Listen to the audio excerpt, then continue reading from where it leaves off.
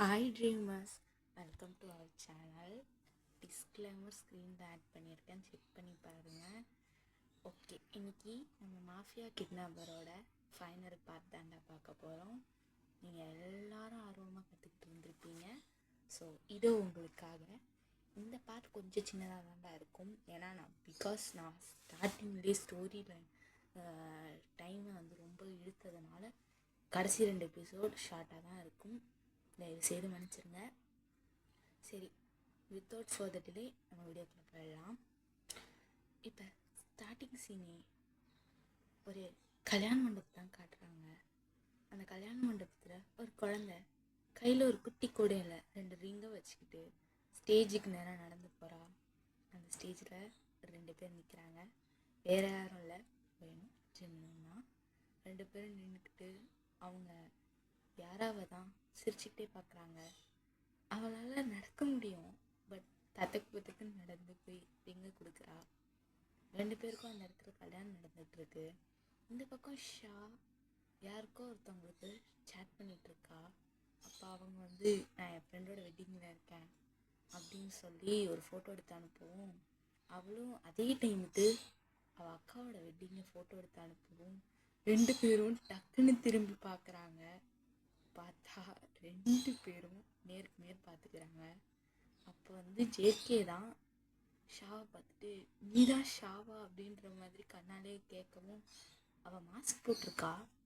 அவள் ஆமான்ற பற்றி தலையாட்டவும் இவங்க 2 பேரும் அப்படியே சைடாக போயிட்டு, ஏய் நீதான் ஷாவா, உன்னை பார்க்கறதுக்கு இத்தனை வருஷம் என்னை காக்க வச்சுட்டல அப்படின்ற மாதிரி ஜேகே கேட்க, 7 வருஷமா ஆன்லைன் லவ் அப்படின்னு 2 பேரும் சிரிச்சுக்கிட்டே ஹக் பண்ணிக்கிறாங்க.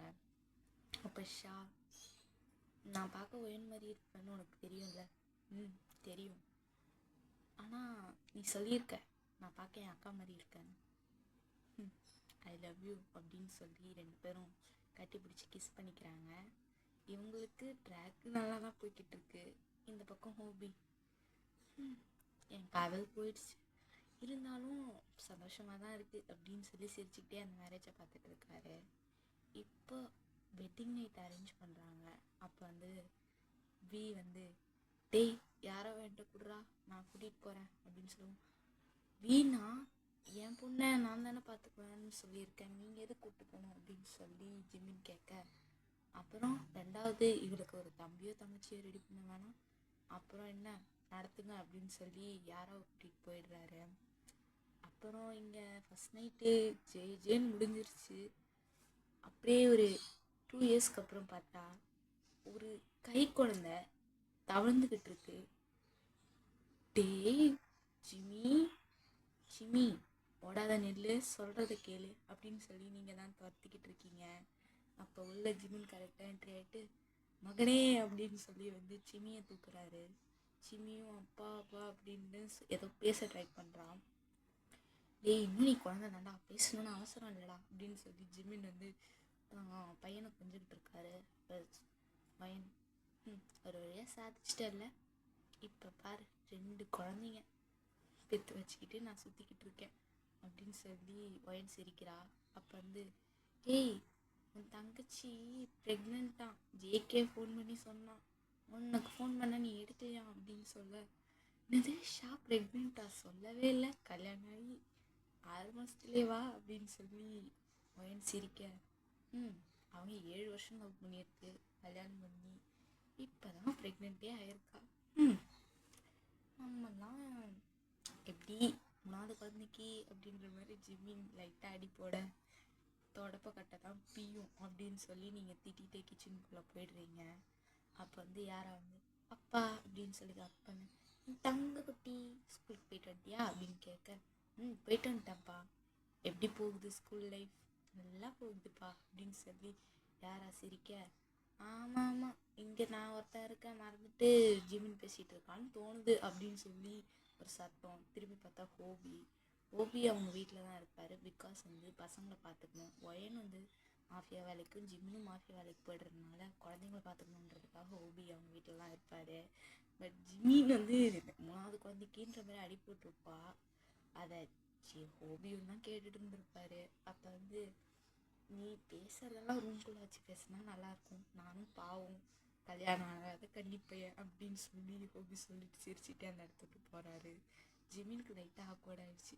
ஐயையோ இவன் இருக்கிறதே நான் மறந்துட்டேனே அப்படின்னு சொல்லிட்டு, சரிடா தங்குங்களா அப்படின்னு சொல்லி பசங்களுக்கு கொஞ்சம் ஸ்நாக்ஸ் வாங்கிட்டு வந்து நிற்பாரு. அதை கொடுத்துட்டு அப்படியே நைஸாக கிச்சனுக்குள்ளே போடுறாரு.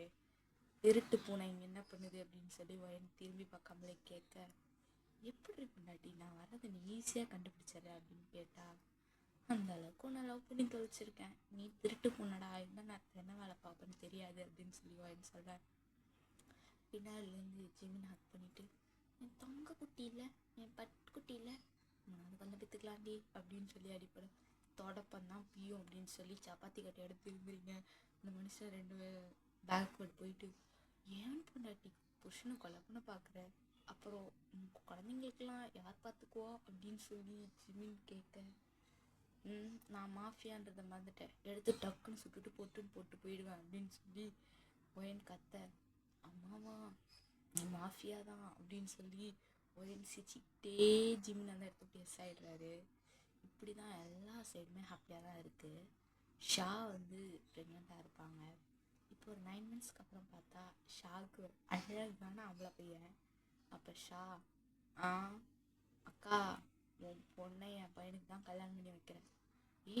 அவளுக்கு வயசு வித்தியாசம் அதிகம்டி அப்படின்னா, பரவாயில்ல வேணா இன்னொரு பொண்ணு எடுத்து கொடு, அவள் எனக்கு தான் கல்யாணம் பண்ணி வைக்கணும் அப்படின்னு சொல்லி ஷா சொல்ல, அப்போ ஜிமினோ என்னன்றதுமா ஒத்துக்க மாட்டேங்கிறாளே, ஒத்துக்கிட்டா அப்படின்ற மாதிரி இருக்க ஷா சிரிச்சுக்கிட்டே, அண்ணா நீங்கள் முடிச்சிருங்க அப்படின்னு ஷா சொல்கிறா. எப்படி உன் மொமக்கிட்ட பேசுகிற அப்படின்னு சொல்லி ஷா தலையிலே ஒயன் கொட்டு வைக்கிறா. அக்கா அடிக்காத அப்படின்னு சொல்லி ஷா சிரிக்கிறா. அப்போ வந்துட்டு, ஆமாம் இதெல்லாம் இருக்கட்டும், நம்ம ஒருத்தர் பற்றி மறந்துட்டோம்ல அப்படின்னு சொல்லி ஒயன் கேட்குறா. என்ன அப்படின்ற மாதிரி எல்லாம் பார்க்க, நம்ம எதிரிங்க எல்லாருமே கொன்னோம், ஜிமினுக்கு பதிலாக ரிப்ளேஸ்மெண்ட் பண்ண மிஸ்டர் பார்க்கோட பையன் என்னானா அப்படின்ற மாதிரி ஒயன் கேட்க, இப்போ வந்து ஜிமின் மனசுக்குள்ளேயே சிரிச்சுக்கிட்டு ஒரு ஃப்ளாஷ்பேக்கை யோசிச்சு பார்க்குறாரு. அப்போ ஜிமினுக்கு ஒரு 20 வயசு இருக்கும், காலேஜ் படிச்சுட்டு இருக்கும்போது தான் இது எல்லாம் நடந்து முடிஞ்சு ஒயன் ப்ரெக்னெண்ட்டாக இருக்கிற அந்த டைமில் ஜிமின் வந்துட்டு அவன் இங்கே தான் இருக்கான்றது கண்டுபிடிக்கிறதுக்கு ட்ரை பண்ணிட்டு இருந்தப்ப பார்க்கோட ஃபோனுக்கு ஒரு மெசேஜ் வந்திருக்கும். இவன் பார்க்க சொல்லிட்டு அந்த ஃபோனை எடுத்து வச்சிருப்பான். அப்போ வந்து, அப்பா நான் வரலான்னு இருக்கேன், நீங்கள் தானே வர சொன்னீங்க, நான் வந்து நாளைக்கு கிளம்பி வரேன் அப்படின்ற மாதிரி அனுப்பியிருக்கான். அவனோட வாட்ஸ்அப்லேயே அவனோட ஃபோட்டோவும் இருந்திருக்கும். ஜிமின் பார்த்துட்டு, மாட்டினியாடா கும்பல கட்ட மண்டையா அப்படின்ற மாதிரி யோசிச்சுட்டு அவரும் அதே ஏர்போர்ட்டுக்கு ஆளுங்களோட நின்றுப்பார். இவர் என்ன நினச்சிருப்பாருன்னா, ஜிமின் நம்மளை பிக்கப் பண்ண வந்திருக்கான் அப்படின்னு நினச்சிட்டு வந்து, ஏய் ஜிமின் அப்படின்னு சொல்லி கூப்பிட, வாங்க மிஸ்டர் பார்க்கோட பையனே அப்படின்னு சொல்லி கூப்பிட, டேய் என் பேர் ஜாக்டா, நீ என்னை ஜாக்குன்னு கூப்பிடு அப்படின்னு சொல்லி அவன் ஃப்ரெண்ட்லியாக தான் பேசியிருப்பான். பட் ஜிமினுக்கு இவன் மேலே செம்ம காண்டு இருந்திருக்கும். என்ன பண்ணியிருப்பாருனா, கூட்டிகிட்டு போய் ஒரு குடோனில் அடைச்சி வச்சுருப்பாரு. இன்னைக்கு வரைக்கும் அவனுக்கு சாப்பாடு தண்ணி இல்லாமல் ஒரு வேலைக்கார மாதிரி தான் ஜிமின் ட்ரீட் பண்ணிக்கிட்டு இருப்பார். என்னென்ன ஜிமினை மிஸ்டர் பார்க் பண்ணியிருப்பாரோ அது எல்லாத்தையுமே அவர் பையனை இப்போ பண்ண வச்சிட்ருக்காரு. அவர் பையனும் பயந்துக்கிட்டே செஞ்சுட்டு தான் இருக்கான். இந்த பக்கம் நம்ம ஜாக் ஜெனியை பார்த்தா, ஜாக்குக்கும் ஜெனிக்கும் அழகாக ஒரு பையன் இருக்கான். அப்போ வந்து ஜெனி என்ன சொல்லியிருப்பான்னா, அக்கா கண்டிப்பாக யாரா என் வீட்டு மருமக தான் அப்படின்னு சொல்லியிருப்பா. அப்போ வந்து ஷா வந்து, அதெல்லாம் நான் விட்டு கொடுக்க முடியாதுடி, அவள் என் வீட்டு மருமக அப்படின்னு சொல்லி 2 பேரும் அடிச்சுக்கிறாங்க. ஜெனிக்கு வந்து இந்த விஷயம்லாம் அதுக்கப்புறமா எல்லாரும் சொல்லி புரிய வச்சுருப்பாங்க. அதனால் ஜெனிக்கு ஷாவும் வயானும் தெரியும். ஸோ அதனால் பேசி அடிச்சுக்கிறாங்க. அப்போ ஜேகே ஸ்டாப் ஒன்று பண்ணலாம், ஜெனியோட பையன்தான் பெரிய பையன், அதனால நம்ம யாராவது ஜெனிக்கு கொடுத்துடலாம்.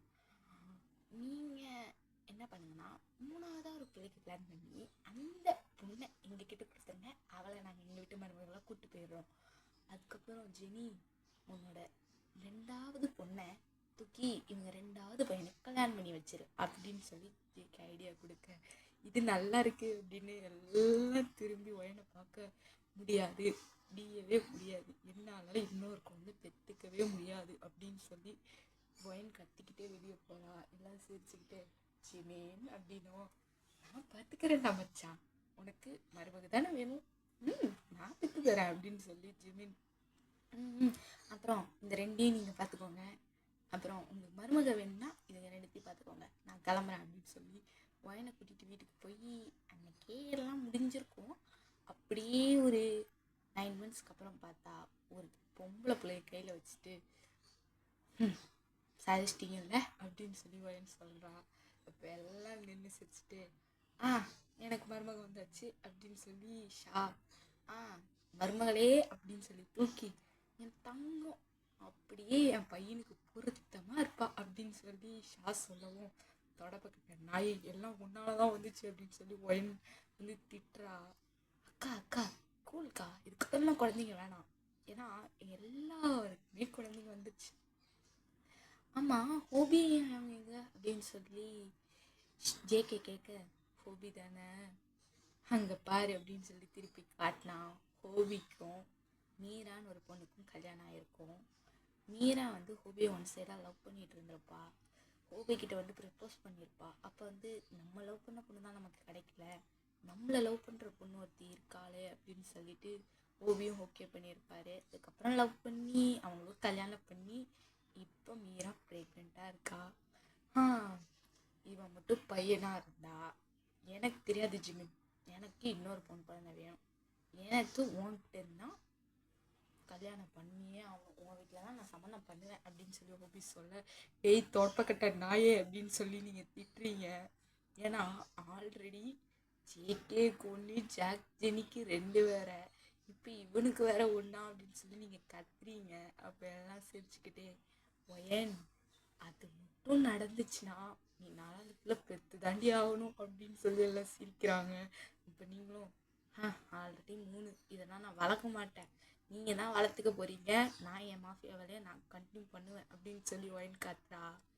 So happy ending. ஸோ இது ரொம்ப ரொம்ப ஷார்ட்டு, 10 நிமிஷம் கூட கிடையாது. என்னை மன்னிக்கவும், ஏன்னா நான் வந்து ஸ்டார்டிங் பார்ட்ஸே 40 நிமிஷம் அந்த மாதிரி அப்லோட் பண்ணதுனால இது 5 எபிசோடாக கொண்டு போகணும் அப்படின்னு நான் நினச்சிட்டேன். ஸோ 5 எபிசோடாக கொண்டு போகிறதுக்காக எல்லாம் 10 நிமிஷம். போன எபிசோடு ரொம்ப ரொம்ப ஷார்ட்டாக கொண்டு போயிட்டேன், இந்த எபிசோடும் ஷார்ட்டு தான், கோச்சிக்காதீங்க. கூடிய சீக்கிரம் நம்ம அடுத்த எஃப்எஃப் அப்லோட் பண்ணுவோம். இந்த எஃப்எஃப் அப்லோட் பண்ணுற அன்னைக்கு அடுத்த எஃப்எஃபோட ட்ரெய்லர் வரும். இது வந்து நான் வெனஸ்டே ரெக்கார்ட் பண்ணுறேன். இன்றைக்கி வந்துட்டு 47க்கு ஒரு 1 ஷாட்டும், அதுக்கப்புறமா மாஃபியா என்ன பரவாயில்ல பார்ட் 4 அப்லோட் பண்ணியிருப்பேன், செக் பண்ணி பாருங்கள். அண்ட் நியூ எஃப்எஃப் வந்து கூடிய சீக்கிரம் ஸ்டார்ட் ஆக போகுது. அண்ட் அதில் ஒன் சைட் லவ் அதிகமாக இருக்கும், ஹேட் லவ் நிறையா கலந்துருக்கும், நிறைய காமெடி ஃபன் நிறையா காத்துட்ருக்கு. வெயிட் பண்ணுங்கள், உங்களுக்காக ஒரு நல்ல எஃப்எஃப் வச்சுருக்கேன். ஸோ கூடிய சீக்கிரம் அந்த எஃப்எஃப் ரிலீஸ் ஆக போகுது. ஸ்டே டியூன், பாய்.